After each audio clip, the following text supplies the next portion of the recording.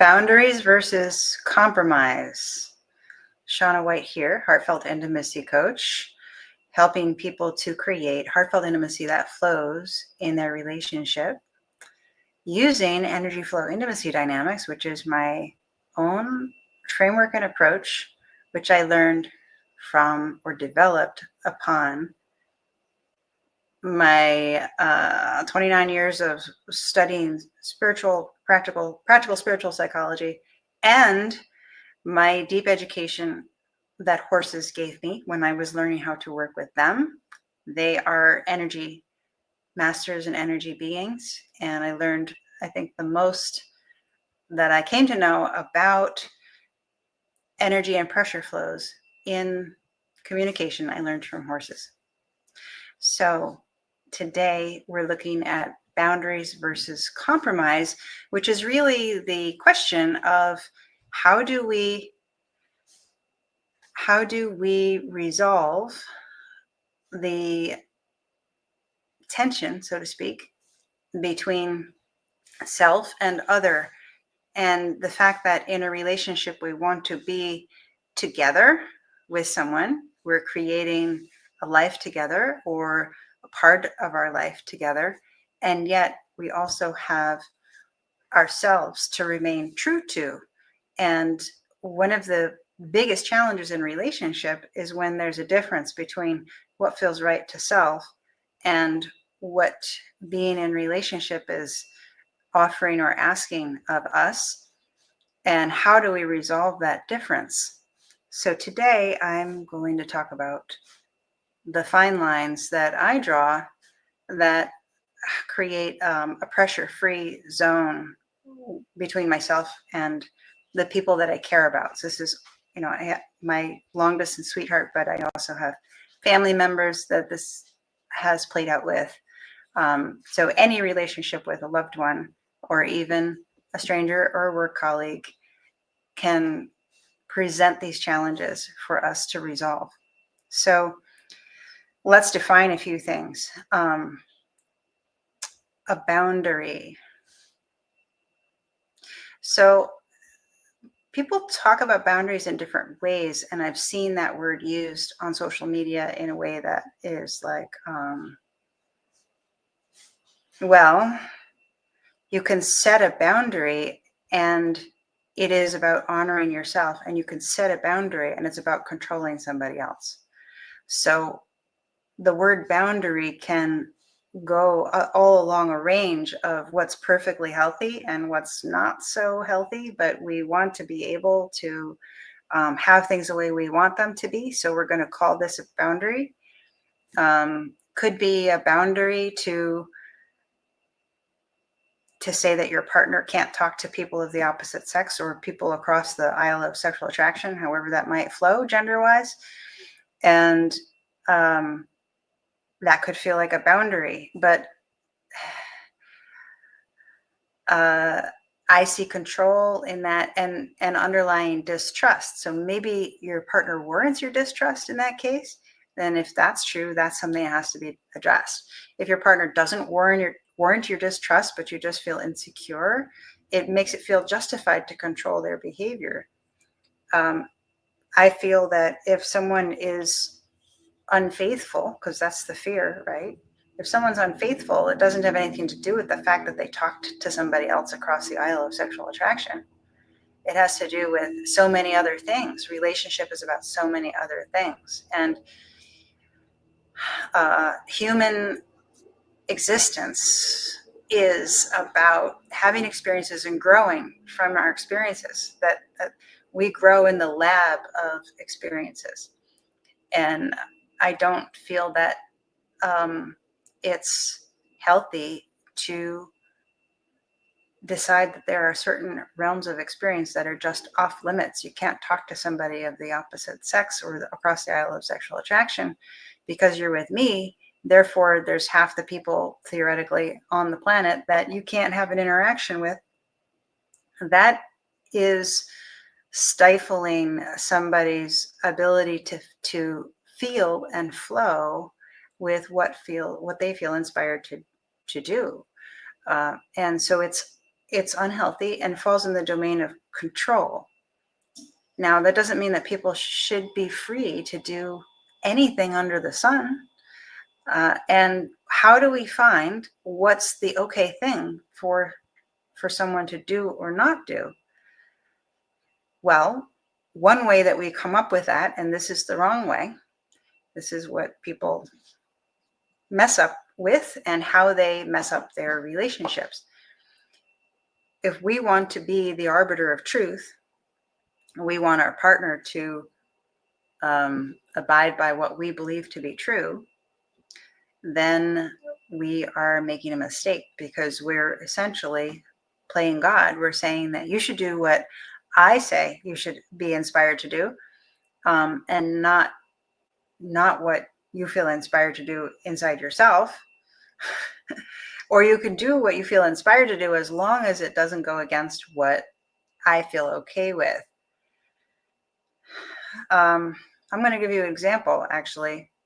Okay, but before I go there, not everything that people want to do is actually inspired. So people also move from their emotional attachments, things that they want. And that is worth questioning. But you have to walk a line. Here's where the discernment comes between what is control versus what is standing up for something that is truly right to stand up for. It has to do with how aligned your energy is with the energy of love inside yourself. So I'm going to give you two examples. First example just happened. I had a meeting with a friend of mine. We have a weekly meeting, and we just catch up on what we're working on each week. And we always have the opportunity to be flexible. And I have a lot going on today. So I thought to myself before the meeting, I think I'm going to ask for a shorter meeting today, because I have a busy day and that would feel less stressful. So that's reasonable. That's self-care. That's that would be a very mature way of, we could say, handling a boundary, maybe. I don't know if boundary is the right word or word you would crave for that situation. But anything where we're renegotiating a relationship in order to honor self is something that I feel like the word boundary could be used, if you like the word boundary.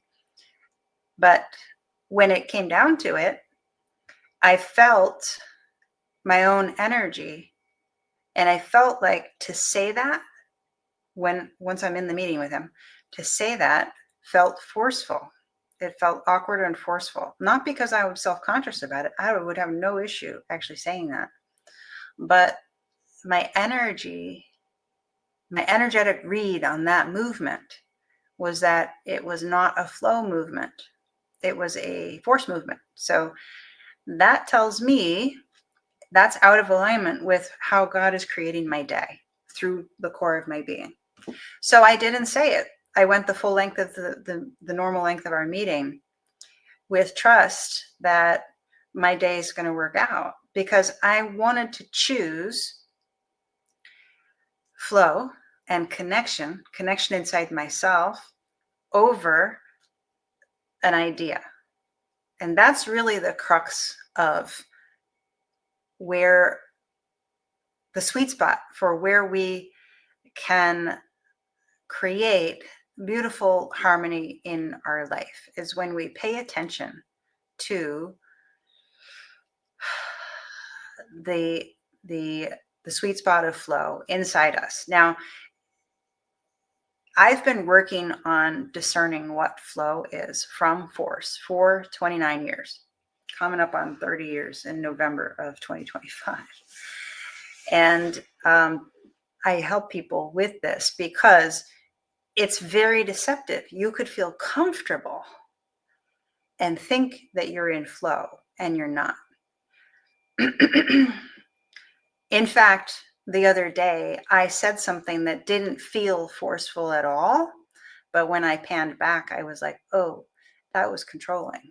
I was getting ready to make dinner to share with my dad, and he ate some grapes. And I said, oh, you're ruining your appetite with the grapes? And the way it came out felt totally forceless. It felt authentic. But then I realized after I said it that I was thinking about past times when he has eaten fruit and then said he's not hungry. And I was speaking to him from seeing him through that filter of that idea.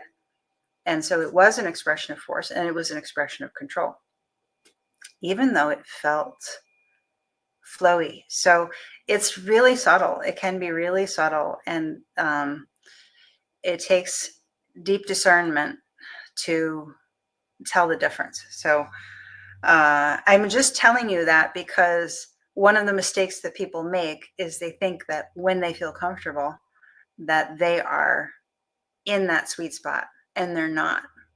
And then they wonder why they're having poor results in their relationship. And it's because being nice, being polite, being soft, that's not flow. That you can still be controlling even when you're being soft and nice. So another example. This is an example of, okay, so when we're thinking about boundaries and compromise, or where do we draw the line, one helpful concept can be, what is mine? What's the difference between what is mine and what is not mine? Maybe ours. Because what is mine, I have absolute domain over. And that's a place where I can have a boundary. For instance, if my boyfriend wants to be intimate and I'm not in the mood, the answer is no. That's it. Do we call that a boundary? I don't know. Well, everybody uses boundary differently. So does boundary for you mean something that's a rule that's ongoing? For me, I feel like anytime I stand up for self-care, could use the word boundary, but I don't really use that word very often, but someone asked a question about this, so I'm exploring that word. So yeah, so I mean, my personal space is my personal space, and anybody who wants to get close to or share my personal space needs to have my absolute permission to do so, because that's mine. When it comes to a shared space, then it's not just mine, it's also somebody else's. And now we get into the territory of what am I willing to allow and what can I not allow? If there's something that I cannot allow and the other person wants to do that thing, then we have to decide. There's a choice point. Do I find a way to allow that? Or do they choose not to do it? Or do we go our separate ways? Do we somehow choose not to share space? Because if we can't resolve the difference, then sharing space is not a good idea. So my principle is that people need to be allowed to do and be as they authentically feel. But authenticity, like I said, maybe I said, authenticity is that flow place. It's not the force place. It's not the comfortable place. The things that make us feel good, the things that we think and do that we like to do, that's not necessarily authenticity in my book. Authenticity is when the divine is speaking through me and moving me. That is authenticity. That is my deepest self. So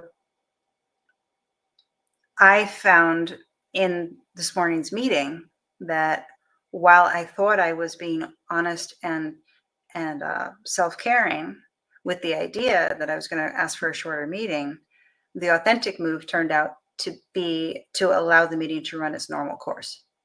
Just to show you the difference between authenticity. I could have been completely honest and in my comfort zone, sharing that I wanted a shorter meeting.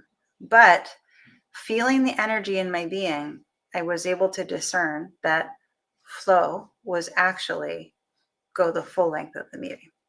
So this is a very fine line and important discernment if you want to create a magical, harmonious, fulfilling life, particularly in relationship, is the form of creativity that I focus on with people, but it's true in all areas of life. The divine is the energy signature that creates harmony. And deviation from the divine is motivated by the desire to control in order to create safety. Either we're creating what God is unfolding through us and through everyone else, although different creative streams through different people, but they dance together beautifully when God is in charge or when the divine is in charge. But when we're in charge, our personal truth, our beliefs, or our values, we can get off track from that flow state that of what God is creating through us. So it's it can be very subtle and confusing sometimes. But okay, so I want to tell you another example: boundaries versus compromise. So I am a health fanatic. I don't talk about it very often, but it's true. I actually think I ought to share with you something I discovered recently in the health department, and I might do that in another video. But my sweetheart, long distance, relatively recently got AirPods, or a version of AirPods. So they're Bluetooth headphones to connect to his phone. And I was like, oh man, I don't want you to irradiate your brain just to talk to me and whoever else you're talking to. I would really rather if you would wear your wired headset because I'm concerned about your health. So I said that the first time I saw it. Oh, actually, what ended up happening was I saw a video on Instagram about it. And I only ever saw him with wired headset. I never saw the AirPods. And I sent him that video because I felt like it. And even as I was feeling like it, I was like, why am I sending him this video? He doesn't have AirPods.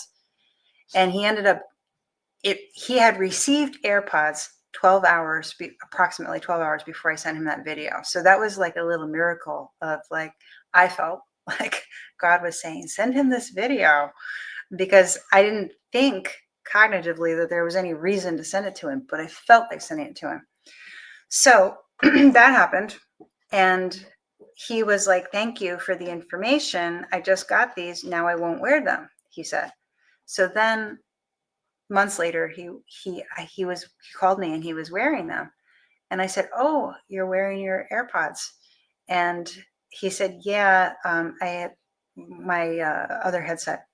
I left my other headset at home. So I have this, of course. That's interesting.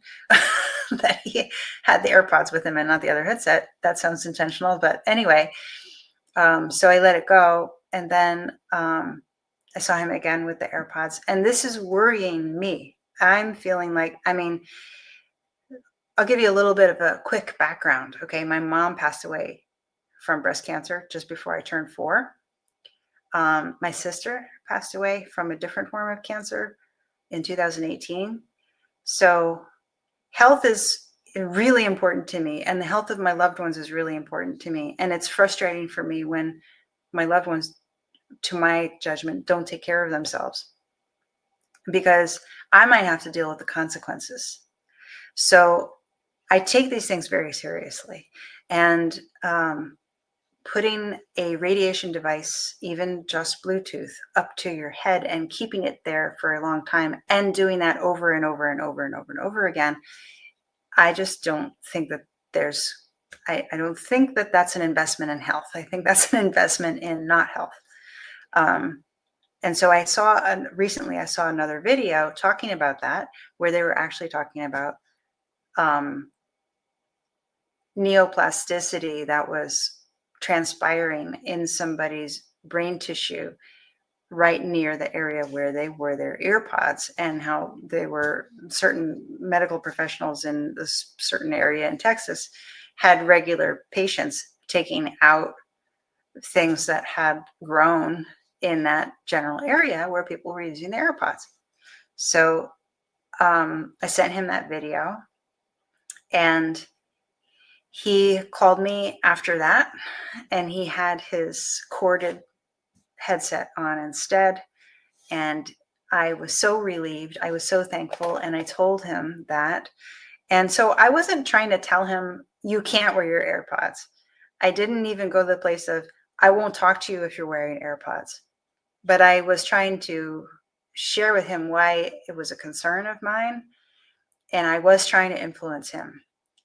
And so he did demonstrate that he was going to listen to me and honor what I was concerned about for his safety. And I was so happy and so relieved and so like overjoyed about it. I didn't expect he would respect it, but he did. But then yesterday, this would be probably a week or 2 weeks later, he called me and he had his AirPod on. And I couldn't resist. I said out loud, okay, I see you have your AirPod on, and I'm not going to say anything about it. So I did say something about it. That was me processing my emotional energy around the fears that I have about that. But here's where come back to like boundaries versus compromise and where do you draw the line? His body is his. It's not mine. And he wants to put AirPods on me, he can forget about it. But him putting AirPods on his own body is not really any of my business.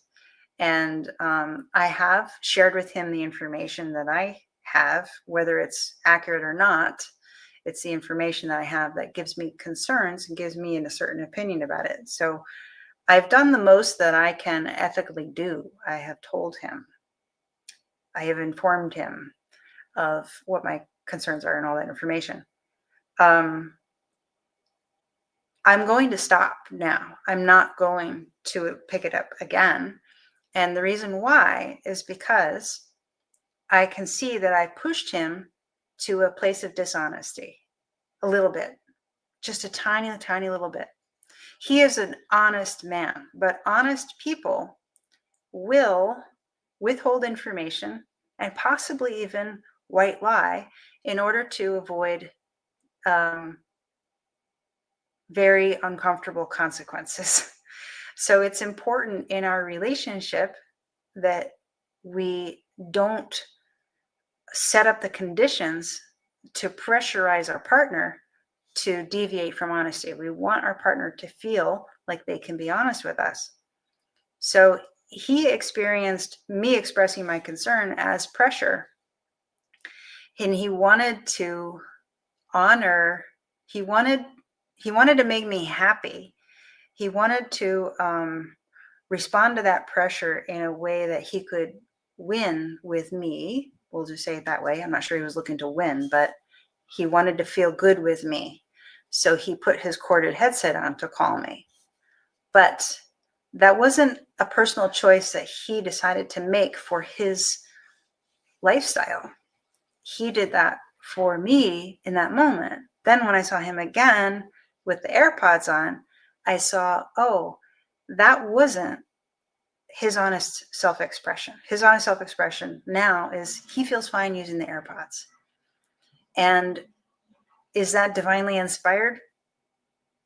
I don't think so, but it doesn't matter because we humans are here on a growth journey and we learn through experience, and maybe AirPods are totally fine with him. I have someone in my life who's super sensitive to electromagnetic frequencies, and he thinks I'm crazy because I use a laptop and I do a lot of work on the laptop. I'm not bothered by my laptop. So I'm comfortable with the life choices that I'm making for myself. I wouldn't subject my friend to EMF radiation. I wouldn't turn my laptop on if, in his house. And I can't decide for my partner that he can't use AirPods because that's his choice. And even if it's a wrong choice, and even if it has health consequences down the road, which I hope it doesn't because there's a lot of people that use those, I have to allow that to happen because that is his personalized curriculum of life experience. And I can't take that away from him. And I don't want to. One of the things that I learned is that I really want to respect what the people I love want. Because when I do, the quality of our relationship is so beautiful. So I keep my boundaries. What I don't compromise is what I want to do for myself. But when it comes to a shared space, as long as it's not asking me to do something with my personal space that's not okay with me, then I allow people to do what they want to do. And we play together in the ways that we can come together in a common inspiration, or even a common emotional comfort motivated thing we want to do. Whatever it is, the way we want to play together, we play together. But I don't try to tell people what they should be doing with what is theirs, and their body is theirs. So the things that we share, we have to agree about. And if our partner is asking us to do, okay, hang on a quick second.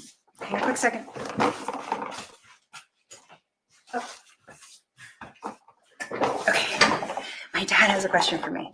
He is 94 and he deserves support. So I'm going to go soon, but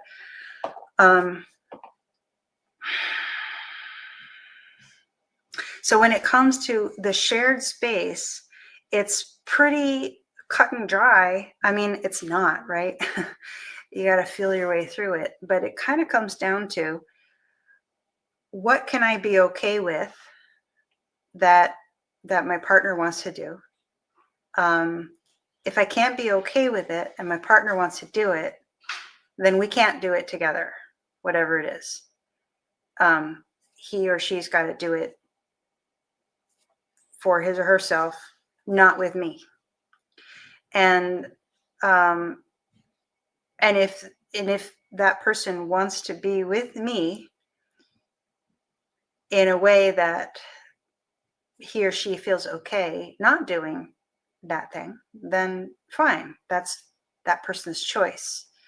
But they should make that choice freely. Just like my sweetheart tried to fit into the box that I was offering him about the AirPods because he wanted to please me, but that's not actually his personal choice.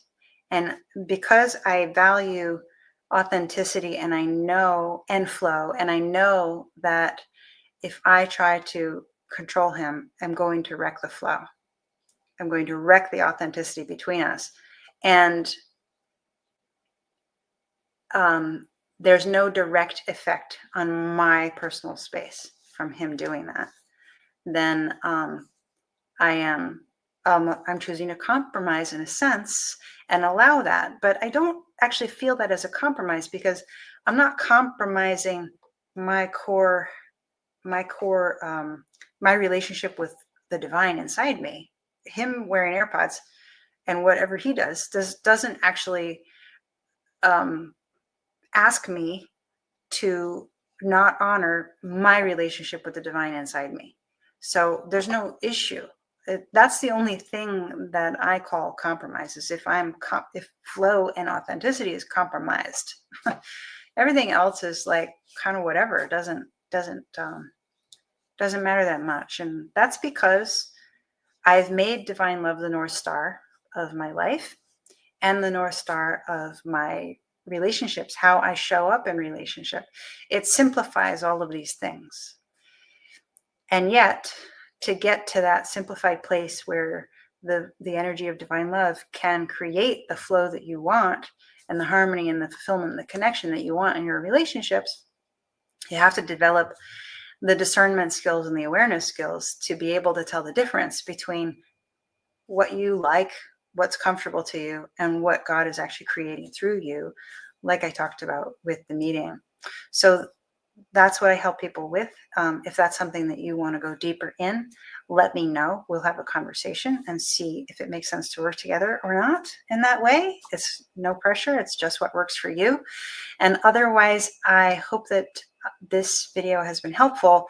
I would like to know if there's any specific situation where you're not sure where the line is between boundaries and compromise. you're not sure how to handle honoring yourself versus being with your partner, then put that in the comments, and we can keep the conversation going about this. I can actually talk in other videos about your specific example if you would like. All right, take care, and we'll see you.